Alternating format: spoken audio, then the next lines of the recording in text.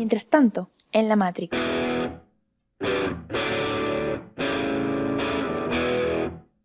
Tus minutos semanales para entender mejor esta simulación en la que vivimos. Todo acá, en un mismo podcast.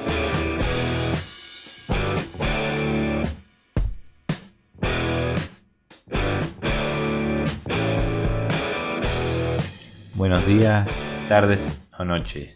Mi nombre es Lautaro Horno y sean bienvenidos a nuestro tercer episodio. El día de hoy, desde el Observatorio de Política Internacional, en colaboración con el CERIMA, estaremos hablando sobre el artículo titulado Bloqueo a Cuba, de la letra de Alex Damián González.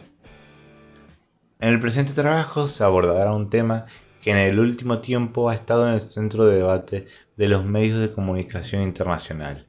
El mismo se trata de que si Cuba sufre realmente un bloqueo económico por parte de los Estados Unidos o no. El debate fue suscitado por las recientes movilizaciones que se produjeron en la isla caribeña por parte de un sector de la población, haciendo un reclamo legítimo por la situación económica y social. Creemos de esencial importancia tratar el tema, ya que ningún análisis serio sobre la situación de Cuba puede hacerse sin mencionar el bloqueo económico. De hecho, muchos de los problemas que el pueblo cubano sufre actualmente están estrechamente relacionados con dicho bloqueo. Breve recorrido histórico.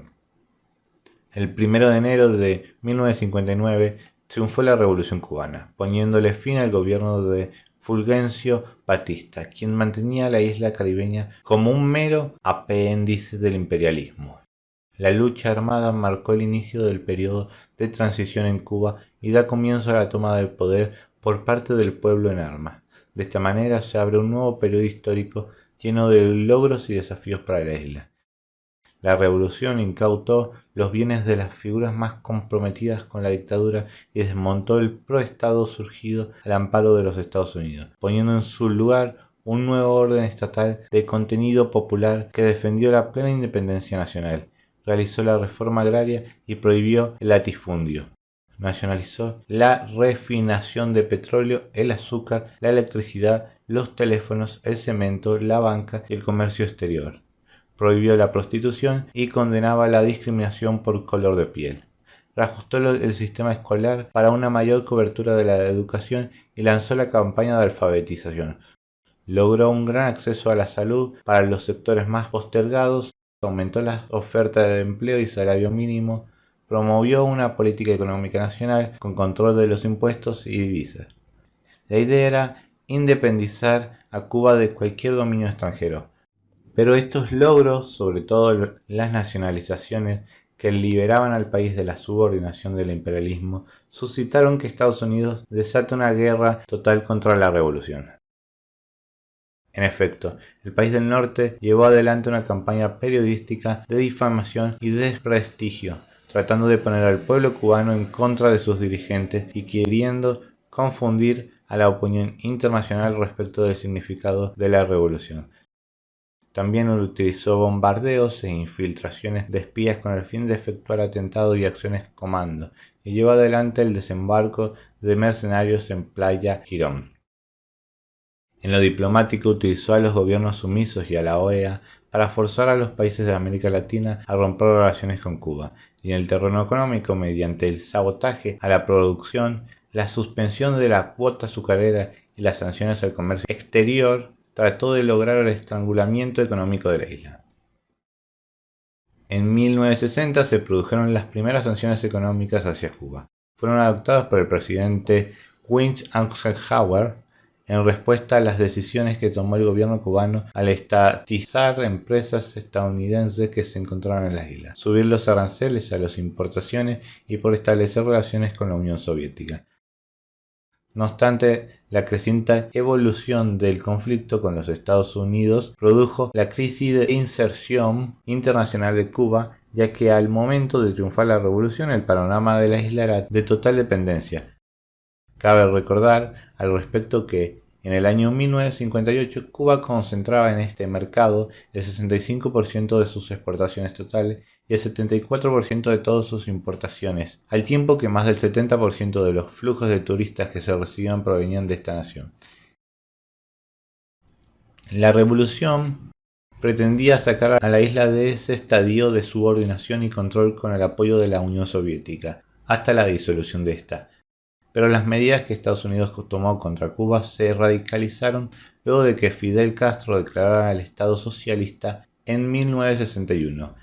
Ergo, en febrero de 1962, el presidente John F. Kennedy oficializó el bloqueo norteamericano a través de Decreto Presidencial 3447. El bloqueo. Aquello a lo que gran parte de la comunidad internacional denuncia como bloqueo es un entramado jurídico que se fue ampliando a lo largo de los años. Las leyes que lo conforman restringen y en algún caso prohíben las relaciones económicas con la isla. A través de ellas se pone de manifiesto las intenciones hostiles que el país imperialista del norte tiene para con la isla, afectando los derechos humanos del pueblo cubano y dificultando su crecimiento y libertad económica. Haremos un brevísimo repaso de las 6 leyes que conforman este entramado jurídico y que bloquea económicamente a Cuba. La Ley de Comercio con el Enemigo de 1917 le otorga al presidente de los Estados Unidos el poder para imponer sanciones económicas contra naciones extranjeras mediante la prohibición, limitación o la regulación de las transacciones comerciales y financieras con países hostiles.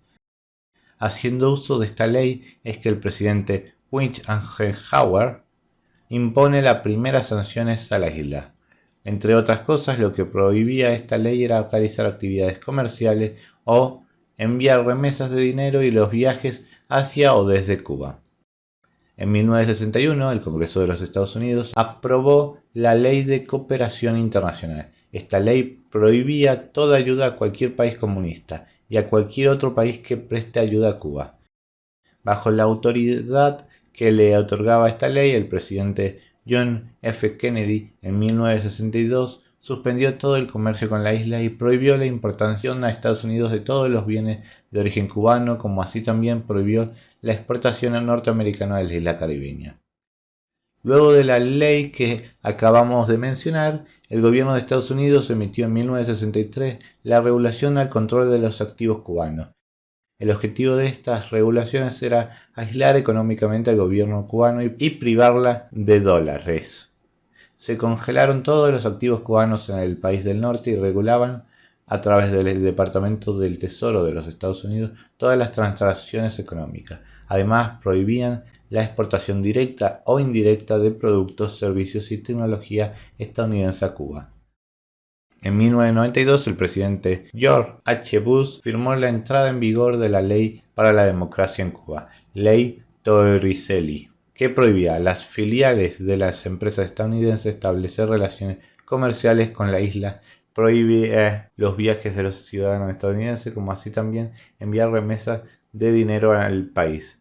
Esta ley pretendía alentar a los demás países a restringir sus relaciones económicas con la isla. Además, limitaba la cooperación internacional con Cuba, imponiendo sanciones a los países que prestaran ayuda a la isla.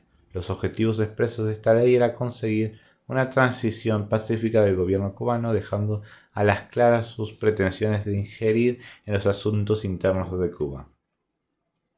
En 1996, el Congreso de los Estados Unidos aprobó una nueva legislación destinada a fortalecer el bloqueo económico. Bajo el gobierno de Bill Clinton entró en vigor la Ley para la Libertad y la Solidaridad Democrática Cubana, más conocida como la Ley Helms-Burton. Con ella, las sanciones contra Cuba adoptaron una mayor fuerza de ley. Las mismas pretendían recortar la ayuda económica al país caribeño y sus relaciones comerciales con terceros países y oponerse a la pertenencia de Cuba a instituciones financieras internacionales. Finalmente, en el año 2000, el Congreso estadounidense aprobó la Ley de Sanciones Económicas e Incremento del Comercio. Con ella se flexibilizó el bloqueo, permitiendo la venta de productos agrícolas y medicina a Cuba por razones humanitarias. Durante el gobierno de Barack Obama se produjo una notable flexibilización de las relaciones comerciales, ya que autorizó a los departamentos de comercio y del Tesoro a permitir la exportación estadounidense a Cuba de equipos de telecomunicación, agricultura y construcción, la ampliación de los viajes y la autorización de transacciones bancarias. Pero durante el gobierno de Donald Trump las sanciones volvieron a endurecerse. Cuba sigue sufriendo los efectos que le producen estas medidas coercitivas unilaterales al día de hoy. Los cubanos siguen reclamando por el fin del bloqueo que les produce tantas penurias, sumadas a los efectos de la recesión económica global producto de la pandemia. Mantener estas sanciones para con la isla se torna lesiva para los derechos humanos.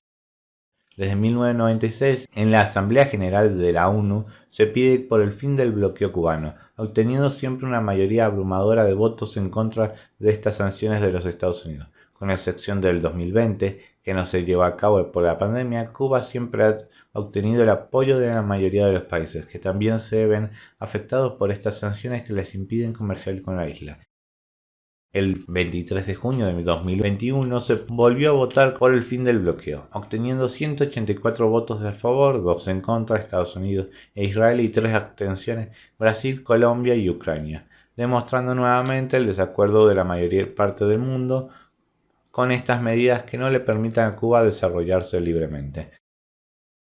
Sin embargo, todas estas medidas ya mencionadas no lograron doblegar al pueblo cubano. En el contexto actual, donde todos los países han sido golpeados brutalmente por la pandemia, Cuba se ha convertido en el único país de Latinoamérica en producir una vacuna propia.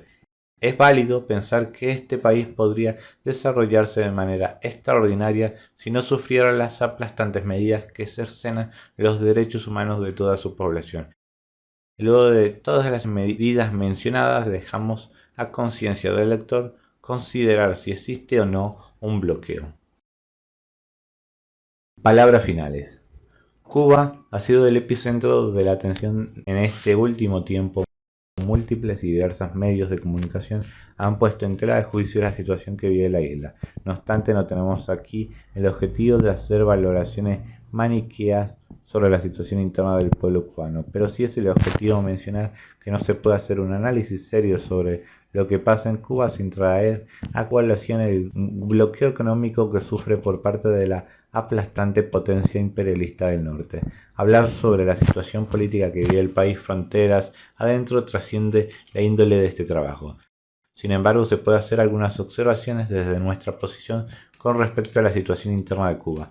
No cabe duda de que la revolución ha logrado cosas extraordinarias para el pueblo cubano, pero quizás es el momento de cambiar todo lo que debe ser cambiado, como alguna vez dijo Fidel Castro, ya que el socialismo no es congénitamente irreformable, sino una creación heroica de los pueblos que se adapta a la realidad propia. Quizás Cuba pueda tomar como ejemplo el camino que eligió China, que sin renunciar a la construcción del socialismo notó que el camino más recto a veces no es el mejor y logró un socialismo con componentes capitalistas, sin dejar que las grandes empresas tomen las decisiones sobre las políticas de Estado, sino al revés, subordinar al capital a la lógica estatal. Esto es la economía en favor del pueblo y no en perjuicio de esto. Otro de los grandes desafíos que tiene la isla es el de poder consolidarse como un estado autónomo, ya que históricamente ha sufrido los embates del colonialismo, primero cuando fueron a colonia de España y luego de los Estados Unidos. Así también en pos de este objetivo de liberarse de la dependencia a la cual siempre estuvo subordinada para poder tener cierta estabilidad política y económica, por ejemplo, de dependencia hacia la Unión Soviética o Venezuela. Poder lograr una efectiva independencia en cualquier país o potencia externa es menester para poder consolidar en un estado efectivamente autónomo. Esta es simplemente una observación somera, ya que debe sostenerse la libre autodeterminación de los pueblos, o sea que los asuntos del pueblo cubano deben ser tratados por el pueblo cubano, y no sufriendo de la injerencia de una potencia extranjera. La revolución cubana puede ser acabada, pero por los cubanos, no por el imperialismo. El pueblo cubano sabrá resolver sus problemas, mientras tanto la solidaridad entre pueblos se torna precisa y el fin del bloqueo necesario. Recuerden que pueden seguirnos en nuestras redes sociales, en Instagram como @serima.fcpis, en Twitter como @serimaspis, en Facebook como Serima, Centro de Estudio en Relaciones Internacionales y Medio Ambiente. Para acceder a más contenidos como este, pueden visitar nuestra página observatorioserima.wordpress.com. Allí podrán encontrar este artículo completo. Sin nada más que decir, esto ha sido todo por hoy. Nos encontramos la próxima. Hasta luego.